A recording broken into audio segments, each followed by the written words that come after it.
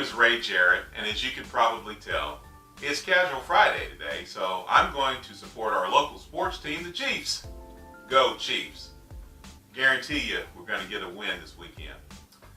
Before we head to the classroom, I would like to talk about this subject of loyalty, and I'd like to start by saying I'll admit it. In the workplace, loyalty's gotten a bad rap, and it's considered almost a dirty word.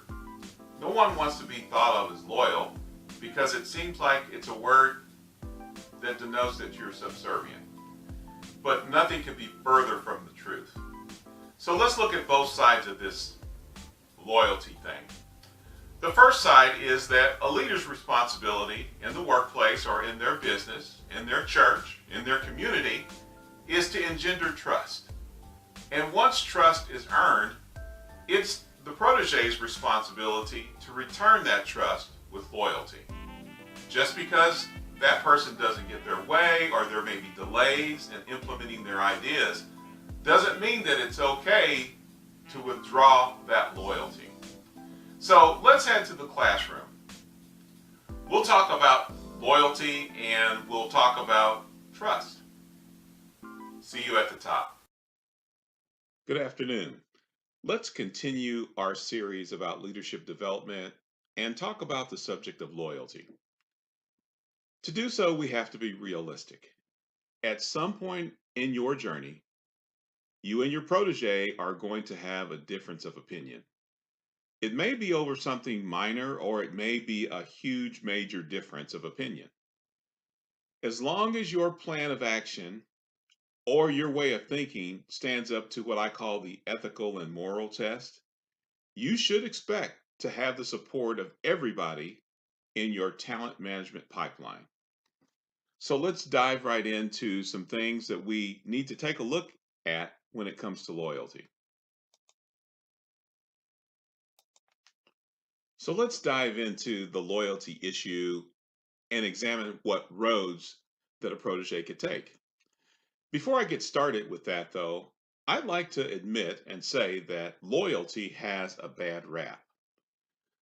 When I was looking at a New York Times web source, it mentioned that loyalty implies sticking with someone or something, even if it goes against your own self-interest, or as I like to coin it, self-preservation. Especially in business, loyalty carries this expectation that you're going to be rewarded for this type of allegiance. So consequently, this website or web source stated that these days trust is more important than loyalty. But what I'd like to say is that they're both important. So let's take a look at these three outcomes. The first is that a protege could take the high road. Even though they may have a difference of opinion or know that they're right about something, they elect to comply with your wishes and your direction. The second road they can take is that they can offer grudging support. So here's a situation where they comply, but they either overtly or covertly let everyone else know that they disagree with your decision. And this is potentially very dangerous, and we'll explore why later. Lastly, they can give you no support, and they can actually go out of their way to be subversive. This is when they refuse to comply with what you have laid out for them, and they openly try to poison other employees or sabotage your initiatives. So let's jump into these three things one at a time. So let's examine the loyal protege. We mentioned before that loyalty and trust go hand in hand. To be more specific, this trust is the trust that has been extended to the leader or the mentor by the protege. Once that trust is earned, the protege should not be so quick to sweep it away or sweep it aside simply because they don't get their way. The leader's responsibility is that they should have a climate where they engender trust, and the protege should reciprocate with loyalty. So let's take a look at these points that sum up how the loyal protege looks. Remember, we talked about this imaginary point of dissension. So the proper steps should look something like this. In private, the protege asks questions or respectfully voices their concerns. This is not something that happens out in the break room or the parking lot. This is a quiet, respectful conversation behind closed doors. If after that discussion no compromise is offered, the protege has got to leave the mentor's presence and actively promote the leader's vision or their ideas. On top of that, the protege is going to prepare themselves to explain the leader's reasons for the decision or the direction that they took. Furthermore, the protege is not going to get goaded into or led by others or refuse to engage in any subversive conversation or veiled disagreement against the leader. This is extremely important. And even in the leader's absence, the protege can be trusted to be loyal and not to attempt to run the business or the organization against the wishes of the leader. In other words, in the leader's absence, they will run the business the way the leader runs it. All right, let's take a look at when you get grudging support from your protege. What you're going to notice is that the protege is going to say things like, well, whether or not we agree, we better do what the boss says. Or they will roll their eyes and say things like, well, let's see how it turns out. I've even heard people say things like, I'd document this if I were you. You don't want to get blamed when this blows up.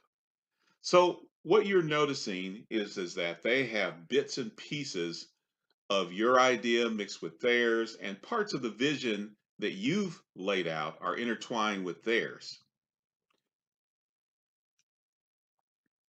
The second thing that you'll notice is that all of a sudden they're going to start missing deadlines, shoddy work starts to show up, and even that they have something like absenteeism or poor attitudes as now this new part of their makeup. Lastly, you're going to see that the work that you've laid out is headed in a different direction. This is important because most good leaders will take an approach where they talk to major stakeholders first, and then they lay out the whole plan of attack with the rest of the business. But when they start to go back and check, they notice that people are doing things their own way. And I'm talking about the protege. And there's this old saying that the quarterback is changing the play in the huddle. It's perfectly okay for a quarterback to do an audible. And what that means is at the line of scrimmage, they see something, a defense, they are aware that there may be a trap or something changing with the way that they planned on doing the play. And so they're allowed to do an audible at the line of scrimmage. But changing the play in the huddle means that you disagree with the way the coach is game calling. So what you want to do is look for things like that when you're in the trenches trying to understand why you now have grudging support from your protege. All right, here's the situation that we all hope to avoid: the disloyal protege. Often we have situations where a leader has chosen a protege, and they're normally pretty good at spotting aberrant behavior before allowing an individual to get to the point where they are willfully trying to undermine the leader and change the direction that the leader's taking in the organization. But it happens. So, some of the things you want to look for that you want to notice is that other employees report that your character is being assassinated. And that's pretty easy. They'll just go, hey, so and so is talking about you.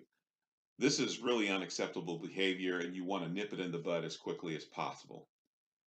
Other things are just plain old open defiance and dissension towards your direction. And of course, you know that this is unacceptable as well. Any type of outburst or anything like that has got to be dealt with immediately. Sadly enough, the area where this kind of behavior is the most damaging is in situations where the leader is the pastor of a congregation. The damage that a person can cause in this situation is often catastrophic and it's permanent, and it changes the face and the effectiveness of the ministry. The reason it's so sad is that church is supposed to be a place where people go to get help and inspiration, and those are the people that suffer the most when this type of disloyalty happens. So, one of the things that you really have to make sure that you do is take quick action. And in some cases, termination may be appropriate wherever there's an extreme case. Sometimes you just can't salvage the individual just depending on how demonstrative the disloyalty was.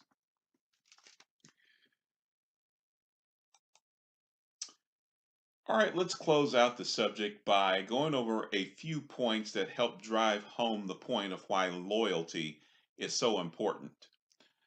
The first is that the protege will never have your vantage point, and they're never going to fully understand what it means to be the leader until they are. What that means is that they must be willing to trust your wisdom and direction, even when you make mistakes. Ensure that they understand this. Next is that the protege is likely going to have to endure some criticism. Other employees can be very cruel. Name calling, false allegations of impropriety, alienation. These are common themes that happen with proteges that are on their way up. Next, molding and shaping a person into a leader involves flexibility on their part. This is really the true first test of whether or not they are ready for more responsibility and leadership.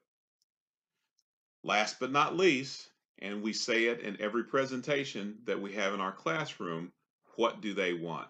Check again to make sure that this is what they've signed up for. The cost may be too high for them to endure what they're going to have to go through to prove their loyalty to you and actually to themselves as well. Well, that's all we have for today. If you need more information, feel free to contact me with what you see here on the screen. And don't forget to pick up our latest resource called The Vision That Remains. You can get your copy at Amazon.com. Thanks, and we'll see you at the top.